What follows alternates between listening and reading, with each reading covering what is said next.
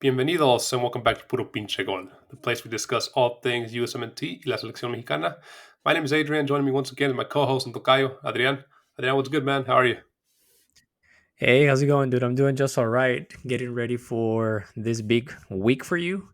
Finna go travel to Monterrey to enjoy a big celebration uh, with yourself and your future bride. Yeah, we're going to be celebrating Puro Pinche Gol's 500 subscribers. Nah, kidding. Not there Hopefully, yet. dude. Not there yet. Fingers crossed. Hopefully, yeah, sooner rather than later. But yeah, man, appreciate it. It's going to be a fun weekend celebrating down there with Yep. everybody. But the reason we're here today, man, is to talk about the upcoming Nations League matches for USMNT. They actually have back-to-back matches here against Trinidad and Tobago, and these serve not only to qualify them for the Nations League semifinals, but also as qualifiers for the upcoming 2024 Copa America that is going to be, of course, played in the United States.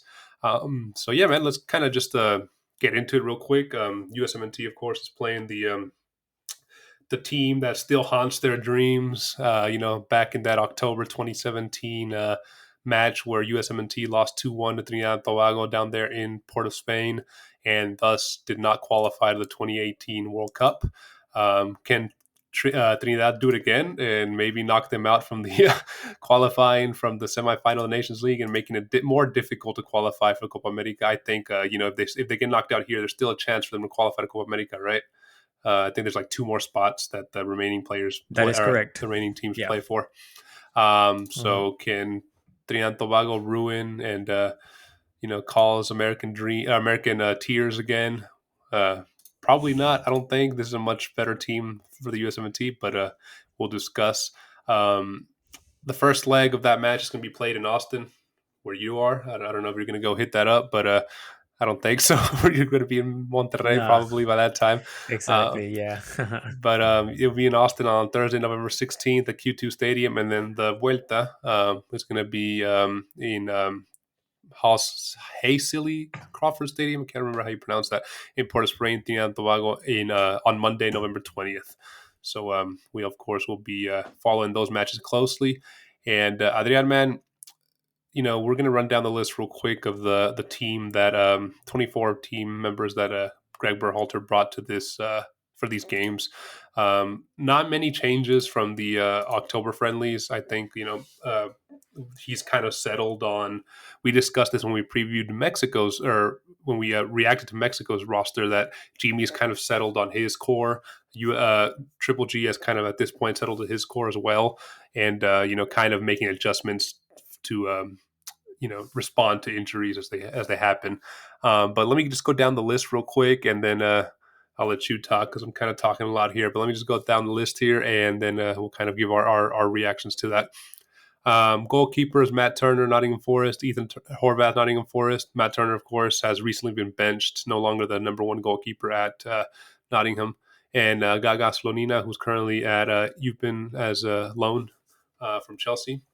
Defenders, you got CCV from Celtic, Carter Vickers, Sergino Dest, PSV, Christopher Lund from Palermo, making his return after getting his first cap last go around. Tim Ream, Fulham, Chris Richards, Crystal Palace, sorry. Anthony Robinson, Jedi from Fulham. He's back from last time missing it out due to injury. Miles Robinson, Atlanta United, and Joe Scally, Mönchengladbach. Midfielders, you got Paxton Aronson at Frankfurt, Cardoso with Inter in Brazil, Luca de la Torre with Celta Vigo in Spain, Maloney, who had a really good October friendly, who was also one of the ones that kind of got his first cap last month. Weston McKennie, Juventus; Yunus Musa, AC Milan; Reina, Dortmund; and Malik Tillman, who was called last month but missed it out because of injury with PSV. Forwards: Brendan Aronson, Berlin; balogun, Monaco; Kevin Paredes, Wolfsburg, another one that was recently called up; ricardopepi, PSV; and Alex Sendejas, Club America. Obviously, there's three key names missing here, man. Weah, Pulisic, and Adams. What do you think of this list? No Puli, no party? I mean, it's gonna be interesting to see how this USMNT team catches up or is able to plug that absence of Christian Pulisic. Now that doesn't mean Christian Pulisic definitely is the go-to player for the USMNT. He isn't only the most famous one, but and I don't think he's also the most talented one, but he is definitely the referente of this team. Just because of how many caps he has under his belt, and how long has he's been playing with the USMNT. I think everyone knows that he is the leader for this squad. Nonetheless, I think you have big names on the roster that they can definitely take over that leadership role, like Weston McKennie, Yunus Musa, and even the likes of maybe gioreyna and Folarin Balogun up front. So I don't think no pulley, no party, but I think it's a maybe less of a rowdy party than when Pulisic is around. But it's not so it's not no pulley no party, but it's not to the point where it's no pulley no problem. It's kind of in the middle. Exactly. Yeah, Yes, exactly. That's how I feel though.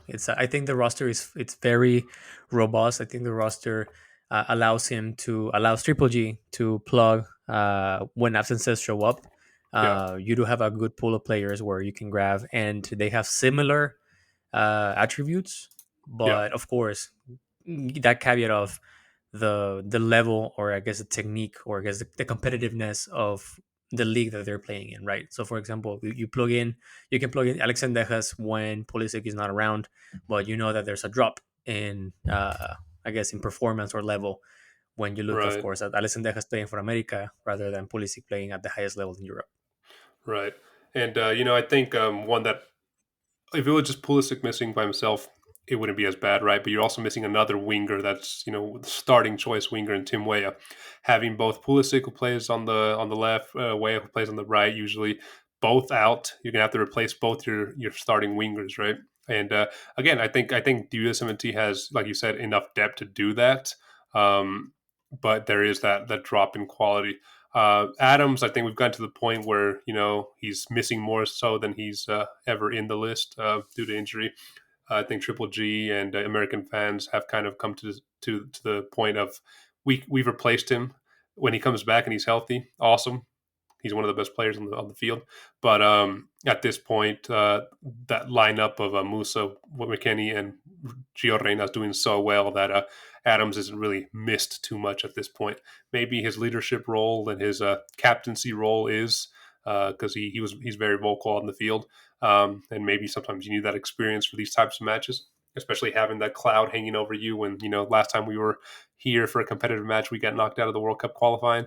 But now not last time they went to Trinidad for the 2022 World Cup qualifying, but one of the recent times we went down there, USMNT got eliminated. But Adams obviously has been replaced now, and I think that at least in 2023, the team has moved forward without him for now while he recovers. But historically, man, how does the USA line up against Trinidad Tobago? USA 21 wins, 21-3-4 is the record here. They've won the last three matches. 6-0 victory in 2019 against Trinidad in CONCACAF Gold Cup. Another 7-0 victory in a friendly in 2021, and then another 6-0 victory in CONCACAF Gold Cup for USA in 2023. The last time they lost was in 2017. Actually, yeah, in the FIFA World Cup qualifying. So from the last, I don't know, since 2005, they've only lost 2 matches to Trinidad, and they've played well over 10 matches there. So that 2017 one does sure stick out. What do you think of the lineup, man? We know Triple G is kind of has settled on a 4-3-3. Usually, Hmm. he doesn't tend to really move from that too often. Do you think that's the same lineup he'll use for this? I don't see why not, man. I think this should be, in my eyes, especially when playing in the states. This should be a walk in the park for the USMNT. Why would you change or deviate from your regular formation when you know you're facing an opposition that wouldn't necessarily put a lot of pressure on your end?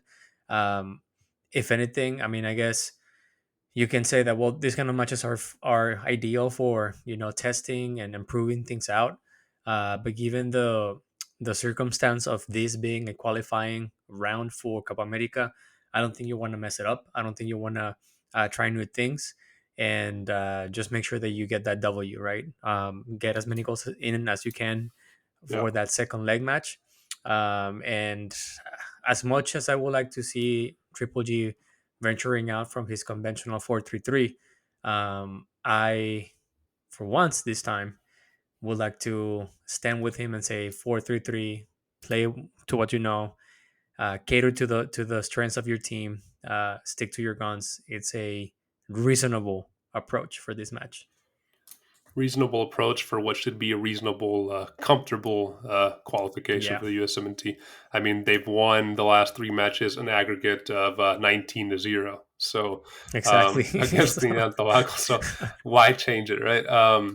So from that 4-3-3 potential lineup here, that obviously there's some injuries that make some changes here, but kind of what PPG is predicting here. Matt Turner in goal. The back four, pretty typical. Jedi Robinson, Sergio Dest on the wings, Tim Ream and Chris Richards in the center. That I could also see Tim Ream maybe playing alongside of Miles Robinson, but it's going to be one of those two for sure. I think Tim Ream starts just because of his experience. The middle three, Kenny, Musa, and Tillman. And I'll say why I don't have Reina there. I think Reina is going to be replacing Pulisic as one of the front three wingers. So in the front, I have okay. Aronson, Balogun, and Reina. And if he does tend to go with Reina in the middle with mckennie and Musa, I think it could be Aronson, Balogun, and Paredes up front, which is also a good trio up front. But I think if you put Reina up front, you don't miss Pulisic and Weah as much, just because he has a lot of that same attacking qualities and speed and the willingness to take players on, right? And Hmm. while Tillman, he's a good distributor in the midfield as well, and a good playmaker to kind of be the engine there in the middle three. But yeah, I agree with you, man. 4-3-3. Don't change it. Why change something that works? Um, as we wrap this one up, man, I want to hear your predictions. For sure. I mean, I'm gonna say first leg. I mean, it has to be like a 5+ goal match, right? I think if it isn't, I'm gonna play conservative and go like maybe 3-0 on the first leg, and perhaps maybe like a 2-1, 3-1 kind of deal in the second leg. I think the USMNT is gonna win by an excess of maybe 5+ goals in on aggregate. Um, I don't anticipate any dangerous circumstances with the USMNT in terms of playtime and the actual match. Um, I'll be highly surprised if Trinidad and Tobago can actually, put up a fight against the Yeah. USMNT. Yeah, I agree with you. I think 3-0, 4-0 win the first match in Austin, and then maybe play more bench second match in Hmm. Trinidad, and maybe have a 1-1, 2-2 draw, I think. But yeah, I think ultimately it should be comfortable for the USMNT and Triple G. We say that, but we saw what happened in 2017. If it- Take it with a grain of salt, PPG Nation. I mean, don't take this as a gambling advice or betting. Yeah, don't use our advice to go and bet Your house. your week check on that. Yeah. Right. Yeah, man. So yeah, make sure to definitely watch those games. They're going to be good games here on, again, Thursday, November 16th and Monday, November 20th. Adrian, man, as we wrap up this episode, bro, where can our listeners find us? Yeah, man. They can find us on YouTube. Don't forget to subscribe, hit the like button, and turn on the notifications. You can also find us on Apple Podcast, Spotify, or wherever you get your podcast on. Last but not least, you can also find us on Twitter and Instagram at Puro Pinche Gol. We post stuff every now and then. Yeah, make sure to follow us and let us know in the comments below. We love interacting with you guys in the comments. So let us know what are your predictions for the first leg, second leg? Who do you think advances to the quarterfinals or semifinals of the Nations League and Copa America automatic qualification? Um, yeah, do you think it's going to be as a big gap as we've seen the last three matches, 19-0 aggregate score? So yeah, we definitely like interacting with you guys there in the comments. Adrian, man, it's been a pleasure, man. I'll see you in the next one. Take it easy, bro. Likewise, dude. See ya.